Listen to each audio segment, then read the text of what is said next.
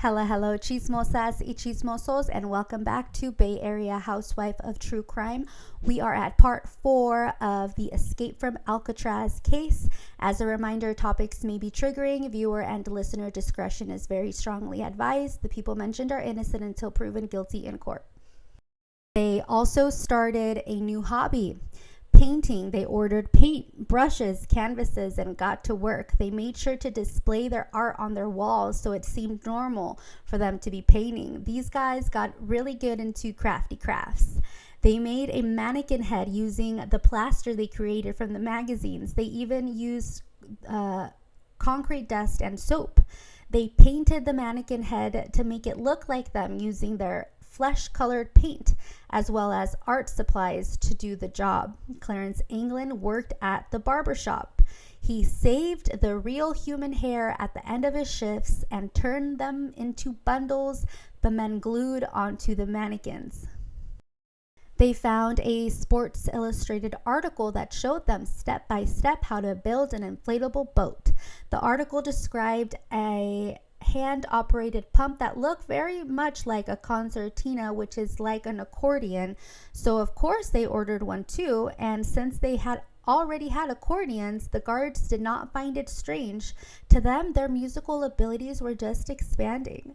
Their rafts were 6 feet wide and 14 inches long. J.W. got extra raincoats from the supply room where he worked. They made a makeshift life preserver vest with the sleeves. They had a stash of items with them, including flashlights, twine, picks made from spoon handles, among other things. There was an area behind their cell through the ventilator shaft that led through a corridor to a room that was built for plumbers and electricians. There was also an open area on top of the cell block that was ideal for the men to work in. However, a guard in the armor room had a great view of the area.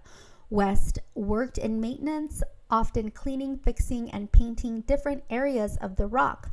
West told his boss that he had been working in the area and noticed it was very dirty. The officers agreed, complimented him on his initiative, and when West was finished cleaning, he suggested they hang blankets from the bars in order to prevent more dust from falling.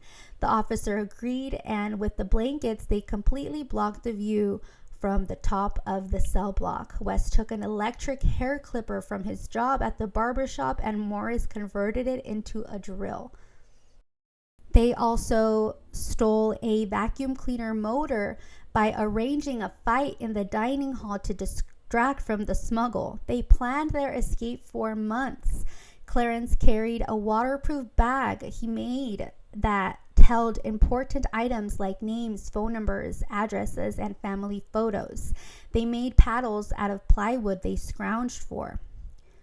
On June 11th of 1962, after the 7:30 p.m. head count, the three amigos pulled out their fake vent grills and placed the dummy heads on their beds and squeezed through the vents and made a run for it. As Morris was climbing up, one of the steel bars clanged onto the roof, and that made a huge metallic bang that reportedly everyone in the prison heard.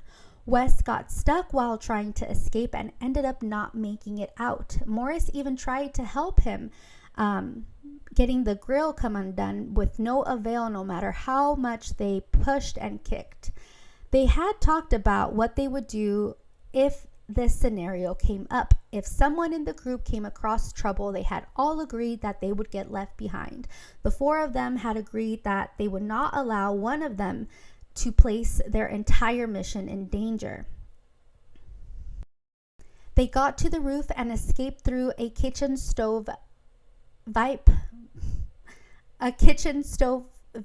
pipe. They chose this exit location because they knew the closest guard station would only be occupied when the kitchen was receiving their shipments.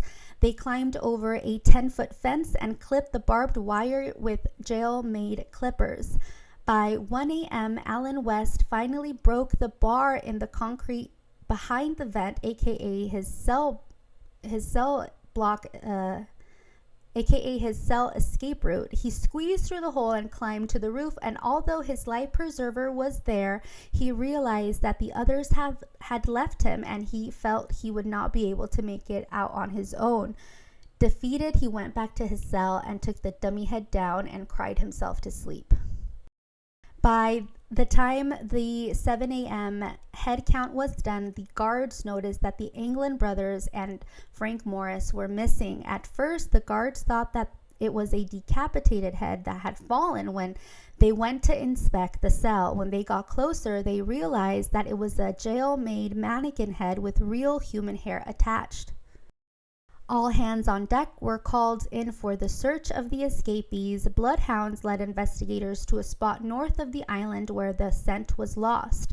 The story about the men who escaped the supposed inescapable prison broke the papers before the internet, hot off the press. The story became a legend, one that I cannot research enough about. One of the headlines read, "Out of Alcatraz by a spoon." According to early reporting on the case, including a June 13, 1962 article by the Madera Tribune, air, sea, and ground patrols searched the San Francisco Bay Area for Frank Morris and the England brothers. They called them escape artists. Boats crisscrossed across the bay, helicopters swept low, barely touching the water, ground units combed the island and the mainland, aka SF. Authorities thought they found the men when searchers found an empty fish basket they thought was a raft on Angel Island. In Alan West's cell, authorities found a chisel. I had to look up what a chisel was, and it is a tool that is flat, sharp, and at the end, and it is used to cut stone or wood. They also noticed a map of North America with the pages of Mexico ripped out. Also in the cell were 3 black hacksaw blades and 3 spoons.